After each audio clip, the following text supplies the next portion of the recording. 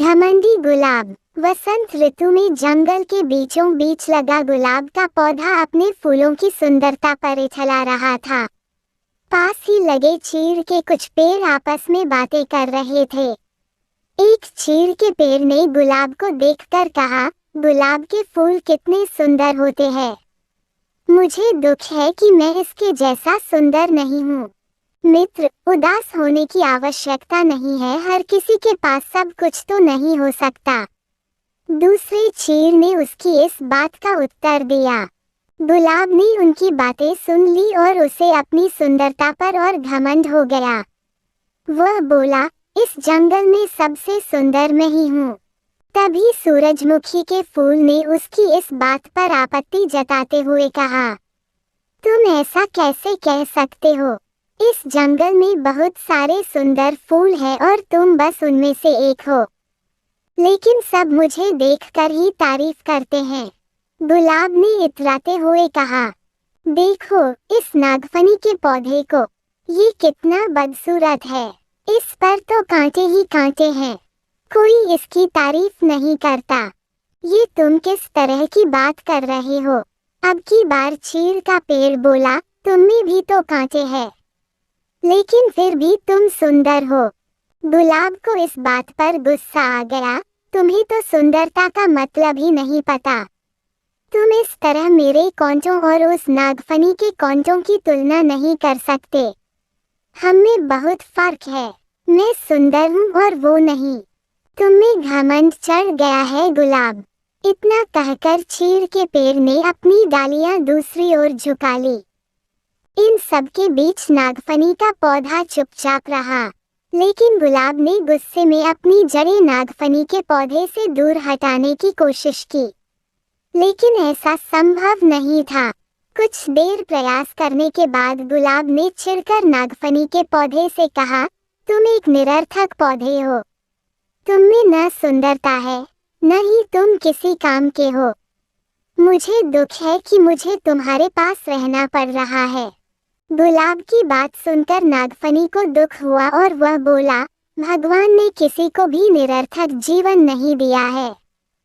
गुलाब ने उसकी बात अनसुनी कर दी। मौसम बदला और वसंत ऋतु चली गई। धूप की तपिश बढ़ने लगी और पेड़ पौधे मुरझाने लगे। गुलाब भी मुरझाने लगा। एक दिन गुलाब ने देखा कि एक चिड़िया नागफनी के पौधे पर चोंच गड़ाकर बैठी है। कुछ देर बाद वह चिड़िया वहां से उड़ गई। वह चिड़िया ताजगी से भरी लग रही थी। गुलाब को ये बात समझ नहीं आई कि वह चिड़िया नागफनी पर बैठकर क्या कर रही थी। उसने चीड़ के पेड़ से पूछा, ये चिड़िया क्या कर रही थी? चीड़ के पेड़ ने कहा, ये चिड़िया नागफनी के पौधे से पानी ले रही है। ओह, लेकिन क्या इसके चोंच गड़ाने से नागफनी को दर्द नहीं हुआ होगा? गुलाब ने पूछा। अवश्य हुआ होगा, किंतु दयालु नागफनी चिड़िया को तकलीफ में नहीं देख सकता था। चीड़ के पेड़ ने उत्तर दिया, ओह, तो इस गर्मी में नागफनी के पास पानी है। मैं तो पानी के बिना सूख रहा हूँ। गुलाब उदास हो गया। तुम नागफनी से मदद क्यों नहीं मांगते? वो अवश्य तुम्हारी मदद करेगा। चिड़िया अपनी चोंच में भरकर तुम्हारे पास ले आएगी। चीड़ के पेड़ ने सलाह दी। गुलाब नागफनी से कैसे मदद मांगता? उसने तो अपनी सुंदरता के घमंड में उसे बहुत बुरा भला कहा था। लेकिन तेज धूप में अपना जीवन बचाने के लिए आखिरकार एक दिन उसने नागफनी से मदद मांग ही ली। नागफनी दयालु था, वो मदद के लिए फौरन राजी हो गया। चिड़िया भी मदद को आगे आई। उसने नागफनी से पानी चूसा और अपनी चोंच में भरकर गुलाब के पौधे की जड़ों में डाल दिया। गुलाब का पौधा फिर से तरोताजा हो गया। गुलाब को समझ आ गया था कि किसी को देखकर उसके बारे में राय नहीं बनानी चाहिए। उसने नागफनी से माफी मांग ली।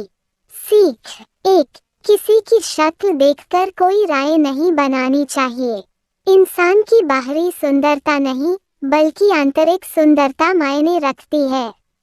2, हर किसी को भगवान ने अलग अलग गुणों से नवाजा है। इसलिए अपने गुणों पर अभिमान मत करो। एक दूसरे की सहायता से ही जीवन आगे बढ़ता है।